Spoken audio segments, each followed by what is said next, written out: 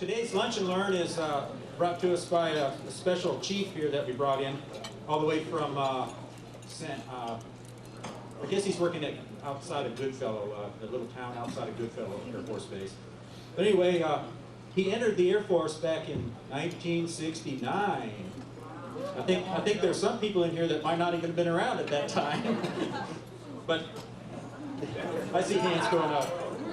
Well, anyway, he was in his Air Force career, he's been around the world at least once, maybe twice, but at least once.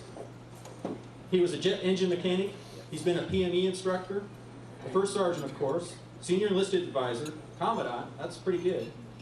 He's been in towns like Ohio, Kansas, or actually states, New Mexico, been there a couple of times, and of course Texas, a couple of times there too.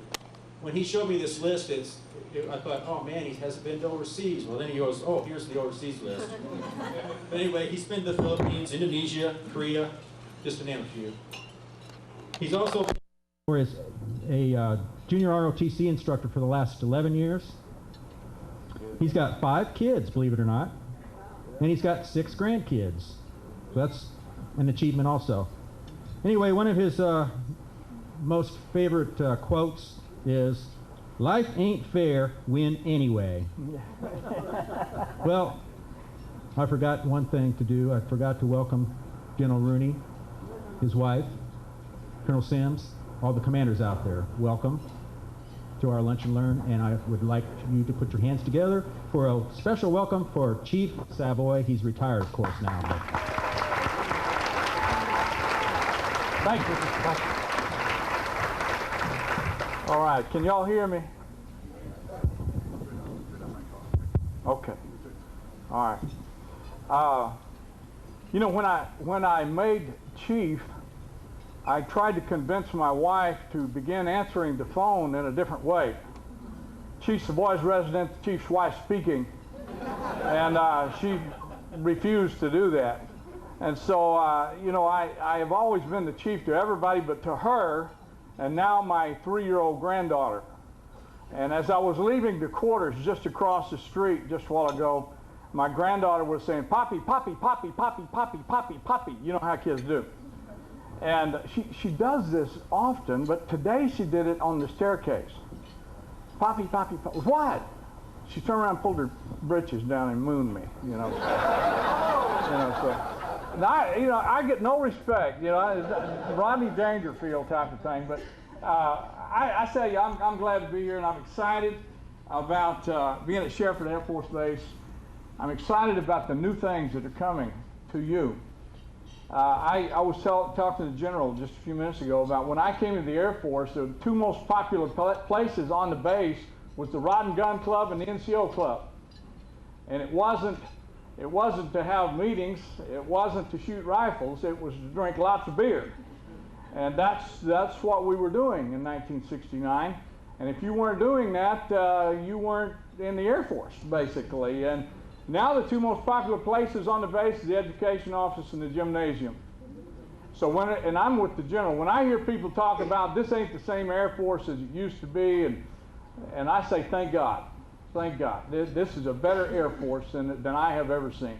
And I'm excited about this. I'm excited about the new fitness program. I am really excited about that because I was at the Chiefs Conference at Maxwell when they started talking about the bicycle. And I almost threw up. And Chief Bubba Sherwood was sitting beside me, and we were talking about what was going on, and Bubba said, "You know, I was in Vietnam in '68, C-47, I was flying and got shot down. Shrapnel punctured my lung. We went right down in the midst of the VC, and there weren't any bicycles available." He said, "I had to run for 2 days with a punctured lung, and I was thanking God that I was able to do that." So we're learning that again, aren't we? We're learning that again, and I think that's just great stuff. I just envy you at this point that we're going to go back to running. We're going to be a running Air Force again. Yeah, somebody say amen. Amen. Yeah, that's right. You know, now if you didn't say amen, Find an exit, baby. Go roll donuts for Dunkin' or something, you know. Now, the buzzword for the past 20 years that I know in our country, in our society, has been dysfunction. You'll have to excuse me from winning, Chief. I'm from a dysfunctional background. How many of us ain't from a dysfunctional background? You keep your hand down now, because all of us got weird relatives. All of us have had unjust things happen to us, and you get to the point where you got to say, get over it. You know, you ever yell at the TV? That's my favorite thing to do. I started back a long time ago when Dan Rather was interviewing an Airman First Class at Castle Air Force Base. And at the time, there was a lot of drug use in the foreign military services. And he asked this young man, you know, you're a crew chief on an aircraft, on an F-4 aircraft, and why is it that, you know, you say you don't mess with drugs, and is that because they're not available to you? He said, no, they're available to me. He said, well, why is it that you don't mess with drugs? And he said, you see that airplane? You see that name on the airplane? That's my name. That's my airplane. And people trust me when they get in that airplane, and if I don't do my job right, people die. That's why I don't do drugs. And if you'll excuse me, I've got to launch an airplane, and I'm hollering, yeah, baby! Yeah! This kid's, he's standing out there in a t-shirt, kid, you know, he's probably old as I am now. But that's what we're about. We are free to do things in this country like nobody else can do it. Nowhere in the world are you going to find, about 20 years ago, find something like this. 20 years ago, the most popular Christmas gift at that time was a pet rock. Now look at this. People went down. See, some guy walked out in the field, picked up some rocks and put them in a little basket with some straw, put a little bow on it, and gave him an adoption certificate. Said, here's your pet rock for $15. This guy's a millionaire. Nowhere but in America can you get rich by picking up rocks and selling it. Rocks out of people's yards that already own the rock, by the way, and selling them, and people walk around and say, I just got my pet rock. His name's Willie. You know, I adopted him today. I remember that. That's the stupidest thing I've seen in my life. We in this country have the freedom to be just as stupid as we want to be. Don't we? Huh? We do. And people really take, I know there's a lot of people taking advantage of that, haven't you? Lots of people taking advantage of that freedom to be stupid. And I talk to my high school people all the time about that. Don't take advantage of that one opportunity. Steer clear of that one opportunity. But I hear a lot of things, and I hear a lot of stupid things. And I heard a lady on a talk show one time, here recently, that said, not only am I an alcoholic, I'm a codependent adult child with a chemical addiction. I have a inherited weight problem. I have a dreadful fear of competition, and I have exercise-induced asthma. Well, that last one means she's allergic to work, bless her heart. You know, there's lots of people in this country allergic to work. Slap allergic to it. They can't get near it. They break out if they go to work or around people at work. And I scream, I'll be screaming at that talk show host, oh, Ricky Lake, you know, where do they get these people? Jerry Springer and these folks. You know, we have gotten to the place in our society that we do and say stupid things. But I want to remind us all of the stock we come from. General Douglas MacArthur put it this way when he was talking to yours and mine. Yours is the profession of arms, the will to win, the sure knowledge that in a war there is no substitute for victory, that if you lose, your nation will be destroyed, that the very obsession of your public service must be duty, honor, country. You know, I said we have a lot of people taking advantage of the freedom to be stupid in this country, but we got a lot of people taking advantage of the freedom that we have to excel and be somebody in this country. And you are those people in the United States Air Force. And I'm so dadgum proud of you, I can't hardly stand it. I can't understand it. I remember as a young man standing on the flight line, and if this ain't getting to you, you in the wrong place. But I believe it's getting to you. And you know, every once in a while civilians see you and they see what you're doing and they see you fired up about it. They're curious about it. They ask me questions. Why are they so fired up about that? But I remember as a young man standing on a flight line, grease in my fingernails, JP fuel in my arm, JP4 in my armpits, hydraulic fluid on my pants, standing out there with the headsets on, watching that F4 take off and that blue and yellow flame coming out of the tailpipes. And I'm saying, yeah, baby, I'll put the fire in them suckers. Me, you pilots may go kick butt, but you're wearing my boots.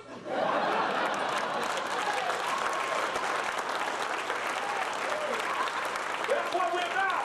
I tell you, I'm so glad. And you know what? We're getting better and better and better at that. And I'm excited about that. But this foolishness, this stupidity sometimes creeps into your Air Force. Right before I retired, I was a commandant in the NCO Academy down at Goodfellow. And my staff and I, we played the students every class in volleyball. And I just told my staff, I said, I don't expect anything of you when we go out there and play volleyball. We're going to have fun, but the only thing I expect is that you better win. You're going to win. I will not tolerate this faculty letting the students beat them. It ain't going to happen. And when we win, we're going to be obnoxious. We're going to dance in their face, and we're going to shame them because a bunch of older men have just beat them. You know, and so we did that, and we never lost a volleyball game in the 3 years I was a commandant there. We never lost. We always beat them. Now, we practiced. I had one kid tell me, that ain't fair, Chief. You guys practice. That's just like hearing somebody say, well, that's not fair. You made Chief because you studied. You know, that stupidity creeps into our Air Force sometimes. You know, and we had just played a class in volleyball. We had just beaten them badly. And one student, a 32-year-old tech sergeant, wrote a critique. He said, Chief, I don't think it's fair that you beat every class in volleyball. What about our self-esteem? You know, if I hear one more person talking about self-esteem, I'm going to strangle him. And I thought, well, this guy has sat through my lectures. He's pulling my chain, see? And so I called him in. And I said, I read your critique, funny. You got me, buddy. That's funny. He wasn't laughing. He said, I didn't mean for it to be a joke, Chief. I said, you serious about this, huh? He said, yeah. I said, you think that I'm responsible for your self-esteem? Yeah, you're the chief. I said, let me tell you something. I wanted to take his powdered butt out of my office, but I wanted to teach him something first. Right? I said, I am not responsible for your self-esteem. You don't get self-esteem from people's sympathy. You get self-esteem from your personal performance. He wasn't listening. I said, you want some self-esteem? Beat me. You have to beat me to get some self-esteem. Let me show you what I'm talking about. Who did you play in volleyball today? You, Chief. Who won today? You did, Chief. I'm feeling pretty good about my self-esteem. Why? Because I beat you. It's about winning, Hoss. He wasn't listening. You ever talk to anybody that can't wait for you to shut up so they can say something? They ain't listening to you, Colonel. You ever talk to anybody like that? Sometimes I get in those discussions with my wife. You know, I'll be lecturing, she ain't listening to squat. She's saying, okay, I'm waiting for you to stop, and then I'm going to tell you what for. Well, that's what this guy was doing. He wasn't listening. He said, now, Chief, you know, I respect you, and these guys love you, but, you know, I think I can help you. Now he's going to help me. He's going to counsel me now. You know? Any chiefs in here? Anybody ever counsel you? Oh, yeah. Here we go. He's going to counsel me now. Okay, so I shut up. He said, Chief, not only did I notice that you beat us, but I noticed something else. And I hate to think, Chief, that you were doing this intentionally. I can't imagine that you would intentionally do what you did. I'm gonna assume, because I respect you, this was just coincidental. Chief, every time you served, it looked to me like you were intentionally serving to our weakest player. I said, you noticed that, did you? Let me tell you something. It was intentional. You know why I did that? I can't imagine. Because I wanted to beat you.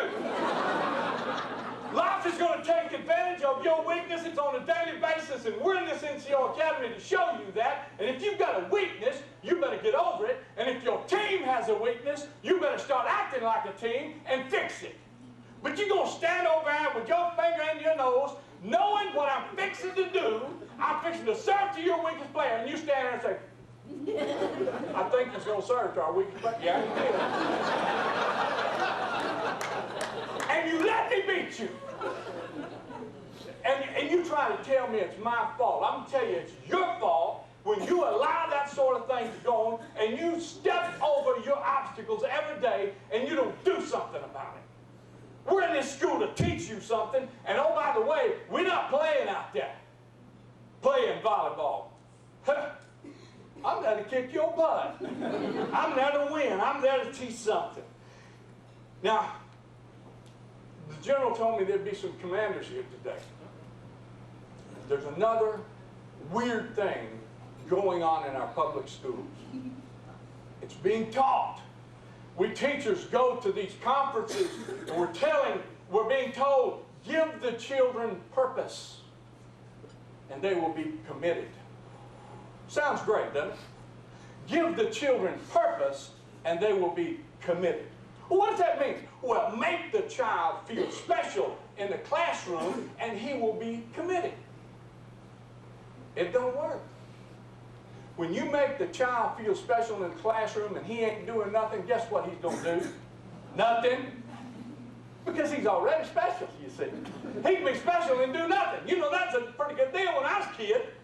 You know, in Texas right now, the lowest grade I can give a student on a report card is 50. He don't even have to show up to class and I have to give him a 50. I had me some 50s when I went to high school. I earned every dadgum point of it. I mean, I'd go home with my report card and Dad'd say 50. You halfway there, Bubba. I earned it. We've got to quit lying to our kids. We got to quit giving the kids things. I found out early in the United States Air Force that it ain't about purpose, then commitment. It's about commitment, then purpose. Oh, y'all, come on now.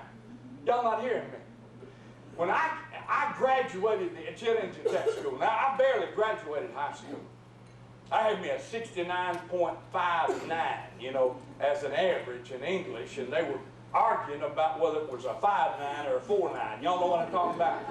And they didn't tell me all day, graduation day, if it was a 5.9 or a 4.9. You know, I just found out later that afternoon when Dad come in and said, "You're going to graduate, boy," but I don't know how in the hell he did it. I thought he was going to have to burn the school down to get you out of here.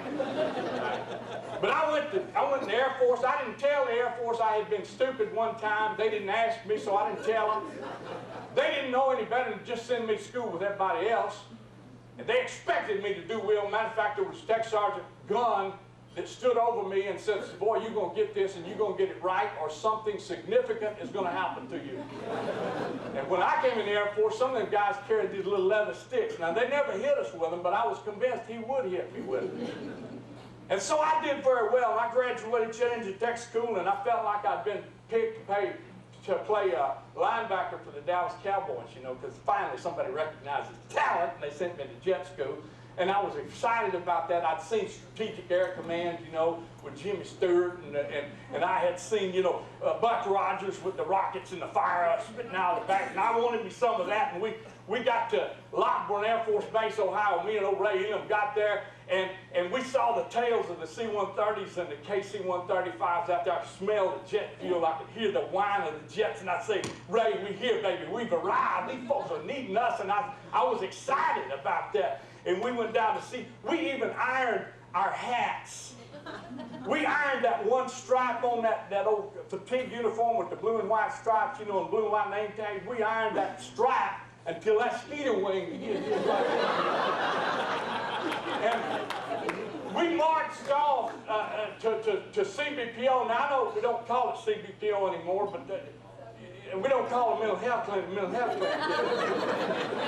Watch out for your political correctness now, but mental health clinic was probably right for some of them.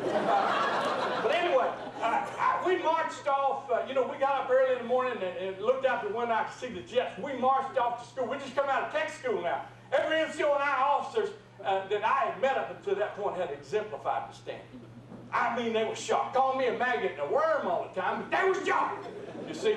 And so we went off to CBPO. You know how you do, right? We're going to CBPO, baby.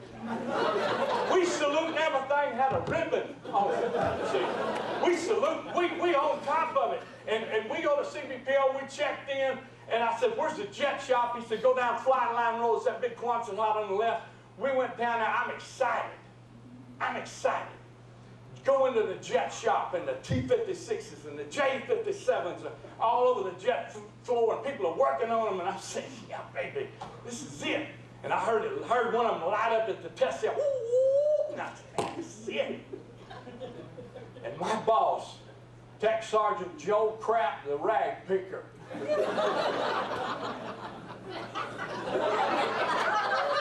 Got a cup of coffee sitting on it. You know what I'm talking about, General. And he's got a cigarette in this hand, a cup of coffee in this hand. He got sick nicotine stains on his fingers. And he's a hacking. And he said, all right, since you're the biggest in the bunch here coming in, use a latrine plate. What an insult. I was trained a jet engine mechanic. You in charge of the latrine. Man, I was not happy about that. But see, I figured out something. My dad had often told me, you want a good job, do the one you got well. Huh? Yeah. And that rang in my head. I didn't like cleaning up after 70 jet engine mechanics. You ain't lived. Until you've been in a jet shop full of 70 jet mechanics. Young men. An open space in the bathroom is a place to write. And I cleaned and I painted and them urinals had a chrome on the top, looked like a bumper on a 55 Cadillac. You could see yourself in that porcelain. Had them toilet seats, had the tension, you know. And I cleaned, buddy. I cleaned that floor, I repainted everything. And every day I'd go to the chow hall. I know we don't call it chow hall anymore, do we? Got any food service people in here? I'm sorry. Chow hall. Go to chow hall, come back, and the first thing I do, you know what I'm talking about. Back then, chow hall food for breakfast was great for a lot of things. One of them was what us old folks really appreciate. Anyway. Got in there, I'm sitting on my throne, and I'm observing my area, my kingdom. I mean, the chrome is just right. The porcelain is clean, and somebody had written something on the wall down next to the floor. And it immediately was making me mad. Somebody writing on the wall in here. I'll find out who, I'll fix them. This is my job, man. And I sat way over on that toilet. You are now sitting at a 45-degree angle. I was livid. I came charging out there, complaining to Joe Crap, the rag picker, and he's going. But you know what? Just a few weeks later, I'm standing at the roll call, and Senior Master Sergeant Newton, the branch chief, came down the roll call. Now, we had seen shadows of the branch chief. We had got memos from the branch chief. And we had, every once in a while, we had seen the stripes come through there. That's all I could see was the stripes, you see. And he came to the roll call and he said, Airman Savoy, my knees went weak. He's calling my name front and center. And I did my thing, you know, he stepped right.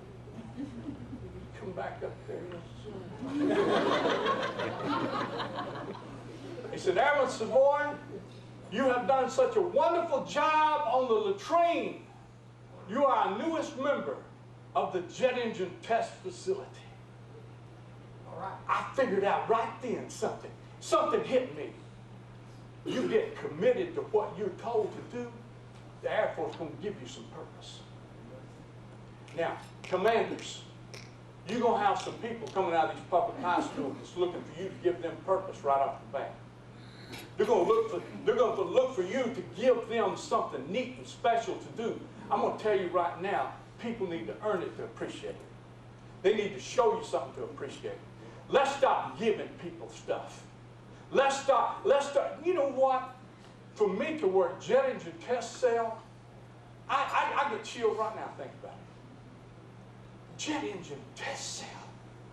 Not only were they going to let me work on the jet engine, not only were they going to let me change components, they were going to let me do everything but fly that sucker.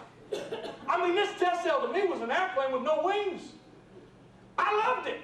I loved being out there at night, because if you light that thing off at mill power, there's a blue flame comes out that thing. And it shakes the ground. And I did it. And when they put that engine on that aircraft after I look at it, it's right. Yeah, my name is on it. And my daddy's name is on it. And my granddaddy's name is on it. Oh, I tell you, don't give people something special that don't appreciate it. Oh, I got to talk to you commanders this way. Young people must be taught what to do with losing. Suicide rate among American teenagers has quadrupled since 1968. The rate has quadrupled. You know why? Because they don't know what to do with losing. Everybody stumbles. Everybody loses. When I was a kid, I was taught what to do with it. I had a coach named Billy Jack Worksham, had no neck. Had no neck, all shoulders. Looked like a big rising or something on his shoulder. You know? And he had one glass eye. You know? I never could fix, looked like a lizard on National Geographic. I could figure which one was the glass eye. But anyway, Billy Jack, he expected us to win. He expected us to work. He expected us to give it our best shot. He said, if you ever lose a football game, something genetically is wrong with you. Never lose. We went and played Eunice, New Mexico, and lost the game. I wept. Great heaving sobs. I wept.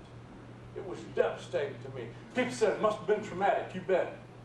Losing is traumatic. Where is it written in the rule book that you're not ever supposed to face trauma? Trauma is your friend. Oh, no. I tell parents that. My child was traumatized. I said, yeah. How is he? Oh, it looks like he'll be all right. I'll tell you what, he is going to be all right.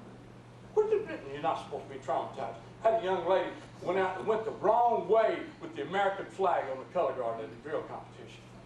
Went the wrong way. She went this way, and the rest of the people went this way. And she turned around, came back, she didn't know what to do, and she started crying, just bawling. You know how kids do it? Just bawling. And I didn't move. I let her go on. And she got back in line there, and she finished it up. We didn't even place in that competition.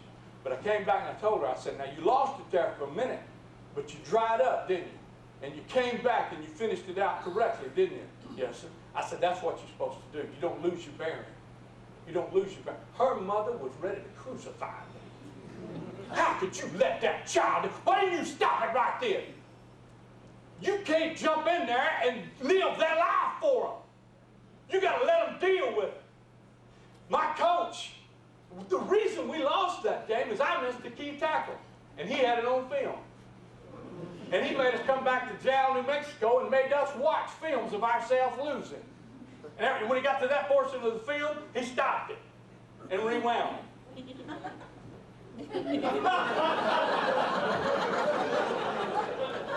Over and over and over again.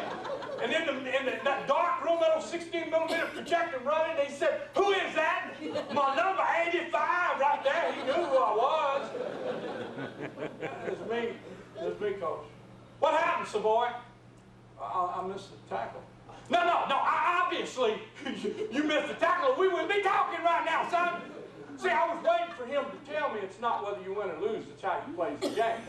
See, I was waiting for him to tell me. He never told me that.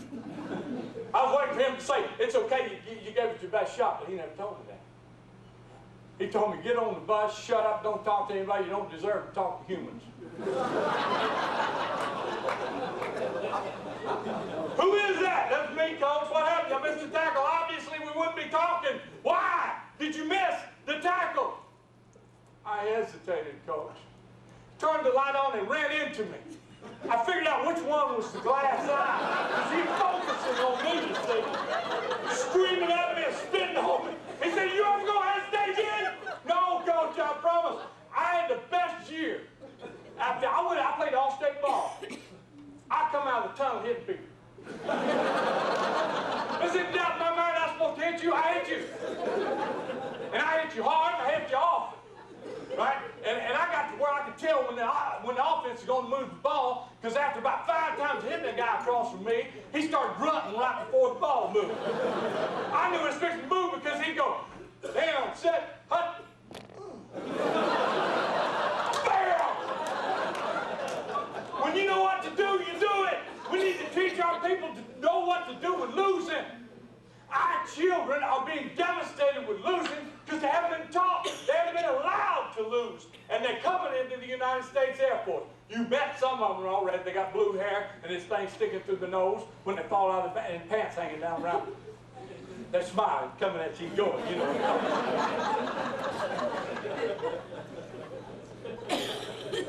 I spent 25 years preparing to go to war with the Soviet Union. I feel like that uniquely qualifies me to work in a public high school. Everything's a crisis to these kids. Commanders, I've learned something. I'm in a position now that these children hang on every word I say, good and bad. They follow my example, good and bad. Commanders, you've got to communicate constantly to your people the core values, and you've got to be those core values. That's who you have to be. You have to be enthusiastic in word, thought, and deed. The word enthusiasm comes from the words in theos, in God. Who in the world should be more enthusiastic than we are? We need to be enthusiastic. We need to be fired up. People are easily led and easily discouraged. They will pick up your spirit, Commander. They will pick up your spirit. If you are negative, if you are cynical, your people are going to pick that up. But if you are aggressively enthusiastic, they're going to pick that up. Oh, they're going to laugh at you. You know, in the morning, every morning I get up, I take a shower, and I exercise like a maniac. Right now I swim a mile every other day, and then I swim for speed 20 lengths on the alternate days. And I work out hard, and I stay in good shape as I can stay in. And I'm proud of that. I am proud of that. I'm proud of my spiritual and my mental and my physical shape. And I don't mind, you know what I'm talking about? I don't mind entering a room. You know what I'm talking about? I see people in a room, you know. How you doing? Okay. When I enter a room, watch. When I enter a room, I enter a room. Nobody has any doubt about my confidence and my enthusiasm when I enter a room. And I influence children. And I influence adults. And I stay in shape spiritually, mentally, and physically. I'm on top of my game. And I'm going to be that way the rest of my life. I speak it into existence. That's who I am. When I get up in the morning, I take a shower. I got studio lights. Full-length mirror. I get out of the shower, don't even dry off. Let that water glisten over my shoulders. Right? Turn them lights on, just...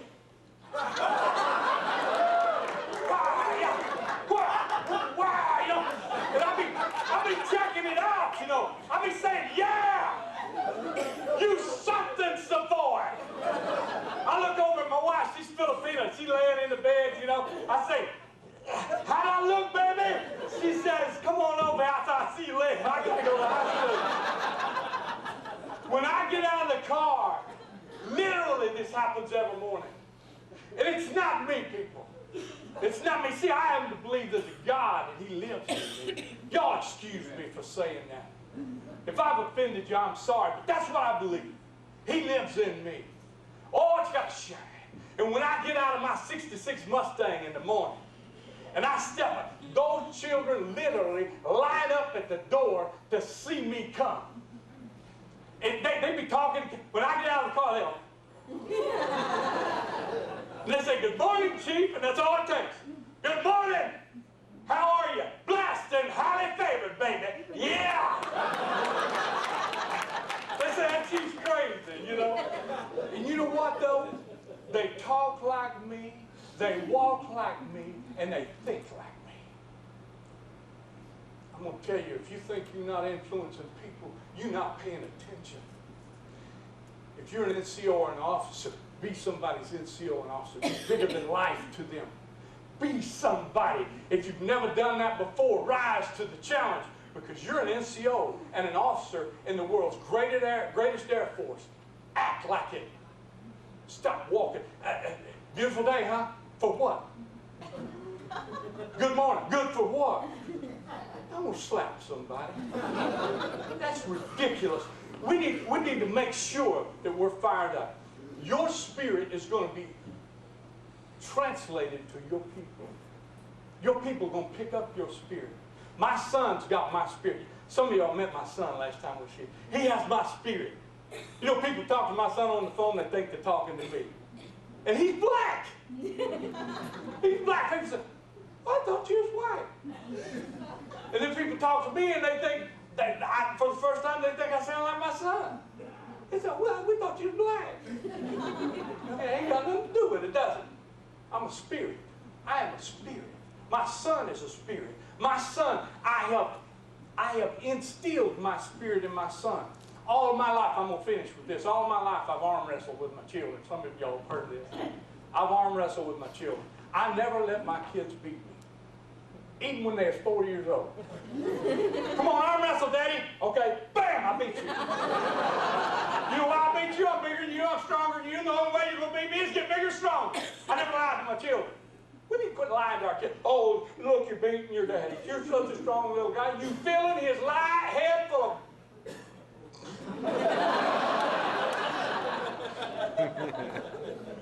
My son never beat me. And then he went into the Marine Corps. Now, he's re-enlisted in the Navy now, but when he went in the Marine Corps, the Marine has a mandatory grow-up program. You know what I'm talking about? All of us do. But the Marines got a special deal, you know. They got some kind of special crank or something they put on them. "Yes, sir." You know, and they do that the rest of their life. I talked to a Marine the other day that fought in Iwo, and he still stood like a Marine. You know what? I don't have these competitive things. Those are my Marines. You know what? Those are my Marines. Why? I'm an American citizen.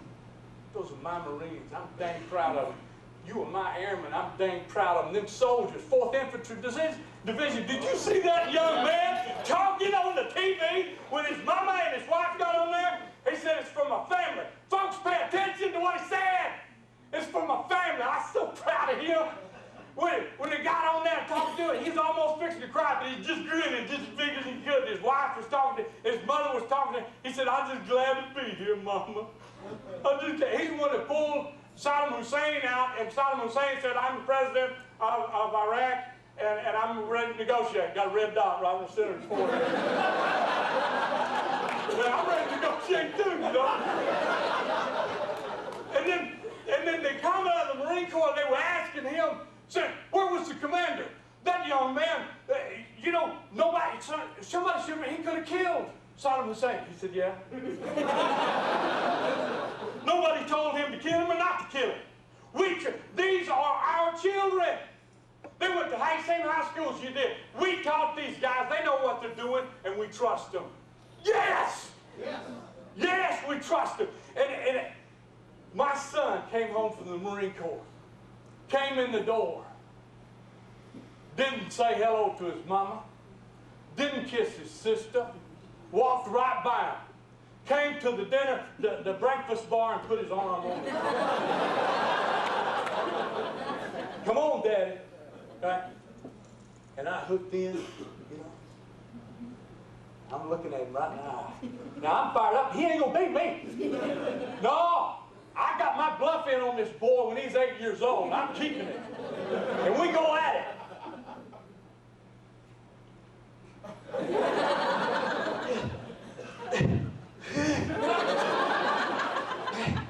He jumped out. I beat you. You know why I beat you? I'm bigger than you. I'm stronger than you. The only way you're gonna beat me is get bigger and stronger, Daddy. And he went over and he said, "Hi, Mom." Yeah.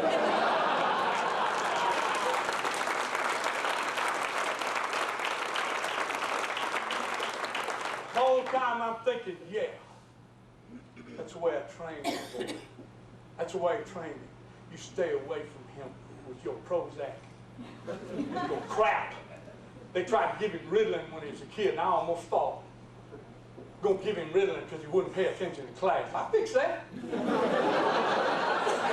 I went down and sat in the class and looked at him for the whole hour. He never did that again. They started calling me Sergeant Ritalin. I'm gonna tell you something. You in the greatest Air Force in the world, with a righteous mission. You're doing the right thing. Our Commander-in-Chief is with you. He believes in what you're doing. He loves you. Thank God we live in America. There are some people, some voices, some sacred names that are calling through the decades to you to win. Omaha Beach, Guadalcanal, Tarawa, Bataan, Salerno, Honolulu, Vietnam, Twin Towers in New York, Pentagon, grassy field in Pennsylvania. Win. Win. Win.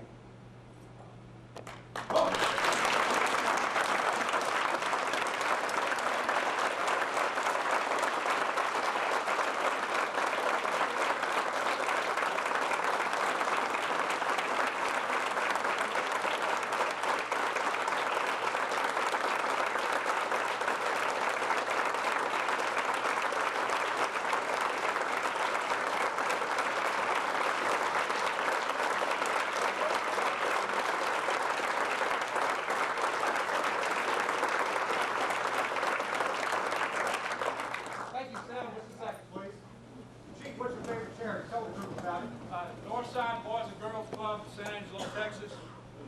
Okay. I'll speak loud. Yeah. Northside Boys and Girls Club, San Angelo, Texas. General, he ordered me to do this now. Let's do it. And these children, as you probably know, boys clubs across the country, they're open when these kids get out of school. Some of them latchkey kids. And it gives them the place to learn the proper values, and it gives them a place where somebody's going to show them they love them. And we've got, this is in a predominantly African-American neighborhood, and we try to help these kids. Now you know that the chief is going to make sure those dollars go to this worthy cause, and if the chief says it's worth it, you know it's worth it. So I appreciate it, whatever you put in there. I mean, it's the time of year to make a difference in others' lives. You have done that with Give a Child a Christmas, Christmas Angel, you name it. You have a big heart. But I want to thank the chief for coming. Oh, good Lord. You know, I don't know about you, but about once a week, you know, I could have the chief talk at a breakfast, a lunch, or a dinner. He is just awesome.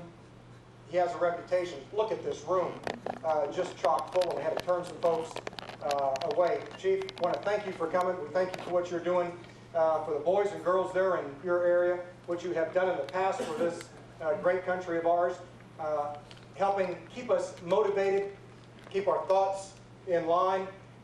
Man, I tell you what, I'm ready. You know, give me that bayonet. I'll go find Gaddafi or whoever. I'll find him in the cave. I don't need anybody else. Just give me that bayonet, and I'm in there. But I want to thank you very much for this. Thank you all for coming. And again, thank you for all you do. Appreciate it. Chief, again, well done. Awesome. But what would you